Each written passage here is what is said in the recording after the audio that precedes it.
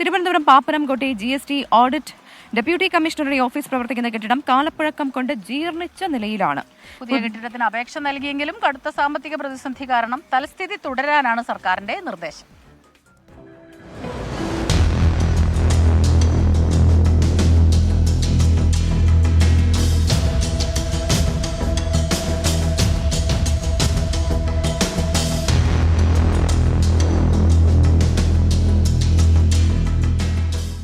GST audit വകുപ്പ് ഓഫീസിലേക്ക് കടക്കുമ്പോൾ തന്നെ കാണുന്നത് നിലത്ത് വീണ് ചിതറിക്കിടക്കുന്ന സിമന്റ് പാളികൾ, അകത്തെ ചുമരുകളിലെല്ലാം വിള്ളൽ, തുരുമ്പെടുത്ത ജനൽപ്പാളികൾ, പുറത്തേക്ക് തള്ളി നിൽക്കുന്ന കമ്പികൾ, മഴ പെയ്താൽ ചോർച്ചയും വേറെ.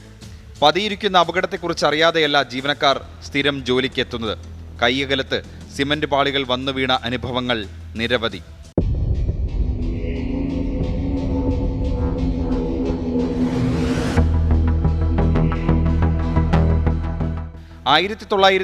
ിൽ നിർമ്മിച്ചതാണ് ഈ കെട്ടിടം. അന്ന് നടൻ ബഹദൂറിന്റെ ഉടമസ്ഥതയിലുള്ളതായിരുന്നു കെട്ടിടം. പിന്നീട് 1993 സെന്റർ ഫോർ സ്റ്റാറ്റിസ്റ്റിക്കൽ ഡിപ്പാർട്ട്മെന്റ് കെട്ടിടം വിലയ്ക്ക് വാങ്ങി.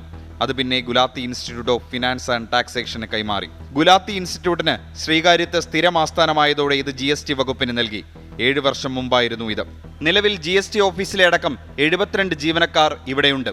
കഴിഞ്ഞ വർഷം പാപ്പനംകോട് ശ്രീചിത്ര തിരുനാൾ എഞ്ചിനീയറിംഗ് കോളേജിലെ വിദഗ്ധർ കെട്ടിടത്തിന്റെ ബലം പരിശോധിച്ചു. അറ്റകുറ്റപ്പണിക്ക് അനുയോജ്യമല്ലെന്നും പൊളിച്ചു പുതുക്കി പണിയണമെന്നുമായിരുന്നു നൽകിയ നിർദ്ദേശം. ഈ റിപ്പോർട്ട് ഉൾപ്പെടെ ചേർത്ത് ധനവകുപ്പിന് ജോയിന്റ് കമ്മീഷണർ കത്തു നൽകിയെങ്കിലും ഇതുവരെ അനുകൂല നടപടി ഉണ്ടായിട്ടില്ല.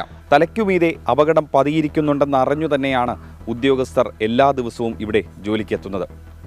സർക്കാർ ഉദ്യോഗസ്ഥരായതുകൊണ്ട് മാത്രമാണ് അവരുടെ ദയനീയത അവർ തുറന്നു പറയാത്തത്. ഇനിയെങ്കിലും വൈകാതെ അതിനൊരു പരിഹാരം കാണണമെന്നാണ് അപേക്ഷിക്കുന്നത്. തിരുവനന്തപുരത്ത് നിന്നും VS മനീഷിനൊപ്പം അജീഷ് ജയകുമാർ, 24.